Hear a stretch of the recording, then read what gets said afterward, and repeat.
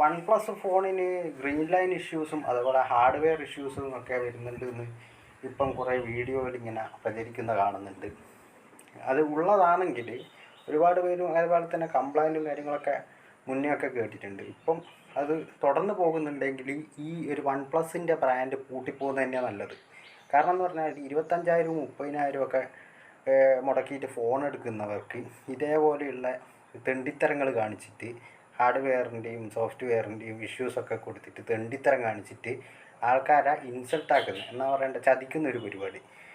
ഇത്രയും പൈസക്കുള്ള വാല്യൂ ഇല്ലാണ്ടാക്കിയിട്ട് എവിടെ നിന്നല്ലോ കഷ്ടപ്പെട്ടിട്ട് EMIയിലും അങ്ങനെ അതേപോലെ തന്നെ സ്വരൂപിച്ചിട്ട് ഒരുപാട് പൈസ കൂട്ടി വെച്ചിട്ടൊക്കെ വാങ്ങുന്നവരെ മൊത്തം ആക്കുന്ന പരിപാടി ഇത്. അതുകൊണ്ട് ഇതൊക്കെ അടച്ചു പൂട്ടുന്നത് തന്നെയാണല്ലേ. മറ്റുള്ള ബ്രാൻഡുകളൊക്കെ കത്തി കയറുന്നുണ്ട്. അതുപോലെ നല്ലത് ഇറക്കിയാൽ നല്ലതായിട്ട് മുന്നോട്ട് പോകാൻ പറ്റും.